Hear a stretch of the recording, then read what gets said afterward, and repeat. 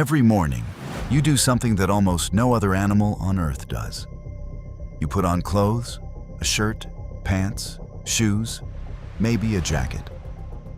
And you probably don't think twice about it. But biologically, it's pretty strange. Most mammals are born with their own natural covering: fur, hair, feathers, or scales. Humans? We don't have a thick coat protecting most of our bodies. And that raises a surprisingly big question. Why? Why did one animal lose most of its natural insulation and then start making its own? Humans aren't actually hairless. Our bodies are covered in hair follicles.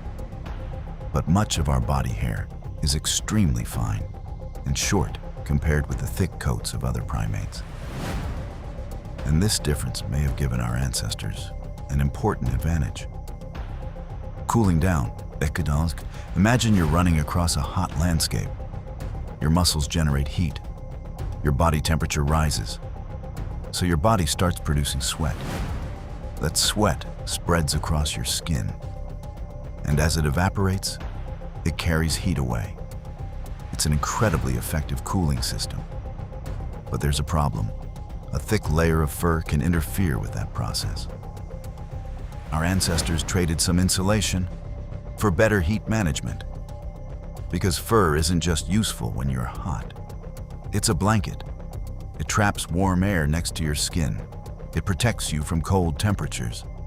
So what happened when our ancestors entered colder environments? They had a problem. But evolution has one major disadvantage. It's slow. If you're freezing tonight, you can't wait 100,000 generations for thicker fur. You need a solution now. And humans had another advantage. Something no mutation was required for. Technology. Instead of growing another coat, we could make one. But here's where the mystery gets difficult. The first clothes probably didn't survive. Think about what prehistoric people could have used. Animal skin, fur, plant fibers, tendons, wood. Almost all of these materials can disappear over thousands of years. So archaeologists rarely find an ancient shirt sitting perfectly preserved in the ground. Instead, they look for evidence left behind by the people who made the clothes. Scrapers, cutting tools, awls, needles, and traces of hide processing.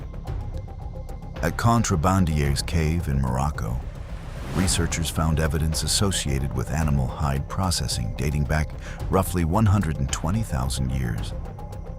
The clothes themselves are gone, but the technology used to make them survived. But scientists found another clue, and it's probably the last clue you'd expect. Lice. Head lice live primarily in human hair, but body lice are different. They live mainly in clothing. So if clothing became common among humans, that would have created a completely new environment for these parasites. One major study estimated that clothing lice diverged from head lice ancestors at least around 83,000 years ago, with an older estimate reaching roughly 170,000 years ago. But there's an important catch. These aren't exact dates, because clothing probably wasn't invented in one moment. And here's where the story gets even more interesting.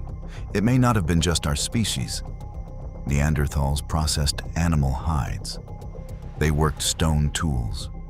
And evidence also shows that they were capable of making plant fibers and cordage.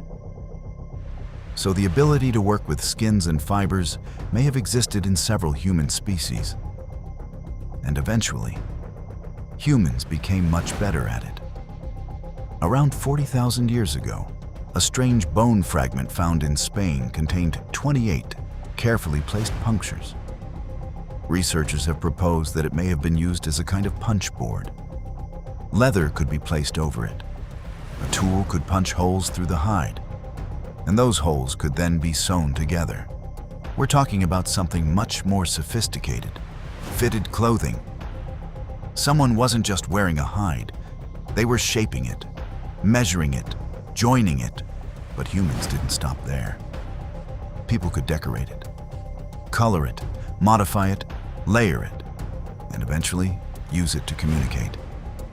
Clothing could show what group you belonged to, what work you did, how wealthy you were, where you came from, or simply who you wanted to be. And that's the strange transformation. Clothing began as a way to interact with the environment, but eventually it became a way to interact with other humans. Our ancestors evolved a body that became exceptionally good at losing heat, while losing much of the natural insulation that other mammals rely on. And instead of waiting for evolution to solve the problem, humans started solving it themselves. With skins, fibers, tools, fire, shelters, and eventually, clothing. What started as a survival technology became one of the most powerful forms of human expression. We didn't grow a new coat. We learned how to make one. And then we turned it into culture.